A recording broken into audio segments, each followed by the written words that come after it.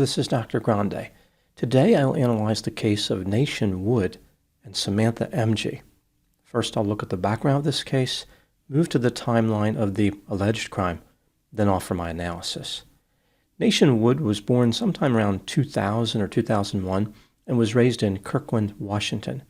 In December 2023, when Nation was a student at San Francisco State University, he met a woman named Samantha Catherine Emge in a political science class. Samantha was born in Ohio, but raised in California. Nation and Samantha became romantically involved just a few weeks after meeting. In 2024, Nation graduated with a bachelor's degree in political science and government.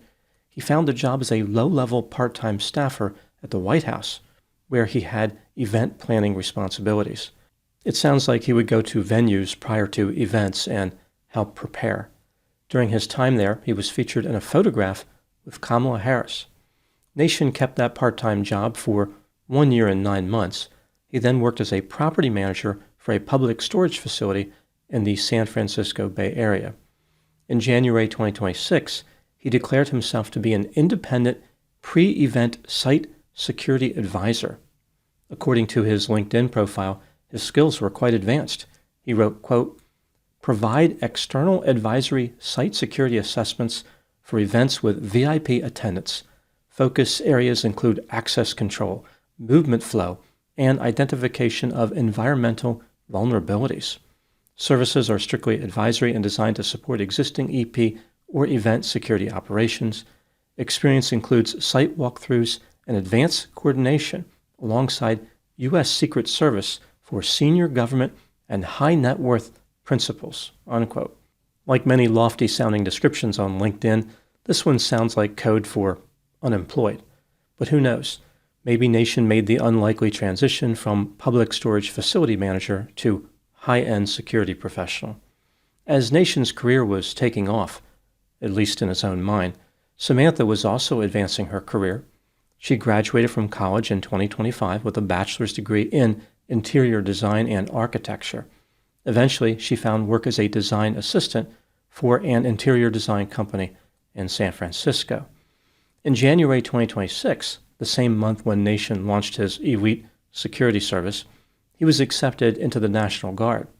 In March 2026, right before he was to leave for Missouri for basic training, Samantha moved into his apartment on 22nd Avenue in San Francisco's Sunset District. Her plan was to live there while Nation was away. Their relationship was about to become a nation divided. In preparation for this transition, Nation moved some of his belongings into the garage. He was just a few days from his departure. However, his magical journey to the National Guard was about to experience a significant disruption, one that would come to define a nation. Now moving to the timeline of the alleged crime. On March 24, 2026, at 10:43 p.m., the police responded to Nation Wood's apartment on 22nd Avenue in San Francisco. There they found 22-year-old Samantha Emge suffering from a single gunshot wound to her head. She was transported to a hospital where she died. Here's what Nation Wood told the police. Earlier that night, he and Samantha shared their first meal together in the apartment. She went into the apartment's only bathroom to take a shower with the intent of going to bed afterward. For some reason, Nation decided this would be a good time to practice dry firing his firearm. This is when a person pulls the trigger on a weapon that is unloaded. It is a method for practicing technique without consuming any ammunition. The police indicated that Nation's firearm was a pistol, but they did not say whether it was a semi-automatic or a revolver. Nation pointed his pistol at the wall that separated the room that he was in from the bathroom. When he pulled the trigger, the weapon discharged. As it turns out, the pistol was not unloaded after all. Samantha had just stepped out of the shower and moved in front of a medicine cabinet in the bathroom. The bullet from Nation's pistol penetrated the wall and the medicine cabinet before striking Samantha in the head. The police believe that Nation committed a crime by killing Samantha, but he acted without malice. The killing was not intentional. He was arrested and charged with involuntary manslaughter. If he is convicted, he faces a maximum penalty of 4 years in prison. On April 1, 2026, Nation Wood was released from jail after posting a $300,000 bond, and he checked into the mental health unit of a hospital. There were concerns that he wanted to bring an end to his own life. Now moving to my analysis. Nation Wood maintains his innocence, and he has a few supporters. Referring to Samantha's death, Nation's attorney said, "It does seem like a horrific accident." His attorney also said the case did not involve domestic violence in its common meaning. The couple was in a loving, committed relationship, and Nation had been sober for 15 months prior to the shooting. That last statement makes it seem like Nation had an alcohol use problem at one time. The state of California, of course, disagrees that Nation is innocent. Although they believe he had no intent to kill, he still demonstrated criminally negligent behavior. Samantha's family and friends have suggested that the state is offering a very generous interpretation in Nation's favor by only charging him with involuntary manslaughter. They have implied that he may have acted intentionally. If that was the case, Nation would be guilty of murder, a more serious crime with a much longer prison term. The state is aware of the concerns of family and friends and is willing to consider upgrading the charge if new evidence supports it. In my opinion, there is not much doubt that Nation is guilty of involuntary manslaughter, although of course he maintains the presumption of innocence. The real question in this case is this: is Nation guilty of murder? Let's take a look at the evidence both for and against the idea he is guilty, starting with the inculpatory factors. Samantha's family and friends told the media that the relationship between her and Nation was characterized by Nation's alcohol consumption, aggression, and possessive behavior. Early in the relationship, he traveled to Spain for a study abroad program. His alcohol consumption increased when he was there. This led to a physical altercation in a bar, which left him hospitalized temporarily. During this time, Samantha lived with roommates in California. When Nation returned to California, Samantha's roommates did not feel comfortable with Nation sleeping over. They described episodes of yelling, showing up intoxicated at the door, and making racist and homophobic comments. Apparently, Nation stayed overnight in Samantha's residence anyway. When this happened, the roommates locked their bedroom doors due to their fear of him. Allegedly, Nation broke up with Samantha for no reason, then pretended he was joking. One of Samantha's coworkers said that Nation would impose a 10 p.m. curfew on her, even though they were not living together. These behaviors could be considered a form of emotional mistreatment. The circumstances surrounding the shooting are extremely suspicious. Nation pointed his weapon at a wall in his apartment. He knew, or should have known, that Samantha was on the other side of that wall. Nation pulled the trigger. He claimed that he believed the weapon was empty, but clearly the weapon was not. It was Nation's responsibility to ensure the pistol was empty. It is difficult to believe that when Nation discharged the weapon, out of all the places the bullet could have traveled in that apartment, it just happened to go through a wall and fatally strike Samantha in the head. She was the only other person in the apartment, and the gunshot killed her. If someone randomly pointed a gun in that apartment and pulled the trigger, the probability of a person dying would be extremely low. Moving to the exculpatory factors, Nation and Samantha had their problems, but many couples do. Alcohol consumption, controlling behavior, and manipulation affect a substantial number of romantic relationships. Most of those relationships do not end with murder. The killing in this case could be unrelated to the couple's past problems. Nation did not have an obvious motive to kill Samantha. Nobody had made any accusations about cheating. They were not threatening each other. Both of them may have been immature, but they appeared to get along reasonably well right before the shooting. It's difficult to believe that Nation was calculating enough to commit a murder in this manner. Shooting through a wall and striking a victim in the head is a very unusual and complicated method of homicide, one that would necessitate planning. It doesn't really fit with a heat-of-the-moment murder. One obstacle is the geometry. How did Nation know that if he fired the weapon, the bullet would fatally strike Samantha in the head? Samantha had just moved into the apartment. Did she already develop a routine that Nation could track, like she would stand in the exact same place after getting out of the shower?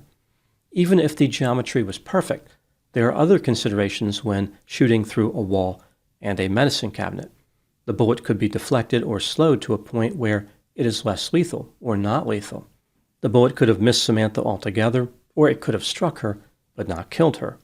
If one bullet did not kill Samantha, Nation was out of options. The party would have been over that instant. It wasn't like he could fire for a second time. He would be charged with murder for certain if he did that. The police would never believe him if he claimed that he accidentally fired twice. He had only one shot to kill her. Another factor to consider is how, even if Nation was successful and killed Samantha with one shot, there would be a high probability of being convicted of involuntary manslaughter. That's a lot better for Nation than being convicted of murder, but few people plan to commit a murder in a way where they know they will be convicted of a felony. Most killers want to escape justice completely. All the desperation and begging for a lesser charge come later in the process, after a suspect is arrested. Killers don't start out that way. They don't begin a homicidal journey hoping for a lesser charge. They want to walk away with zero penalty. When considering all the evidence in this case that is available so far, do I believe that Nation Wood is guilty of murder? In my opinion, no. I'm not convinced he is guilty of murder beyond a reasonable doubt. The theory of intentional killing requires a level of precision, planning, and foresight that is inconsistent with the evidence in this case. I don't think this was a calculated act of violence, rather a person who believed he was more competent than he actually was. As I mentioned, I believe Nation is guilty of involuntary manslaughter beyond a reasonable doubt.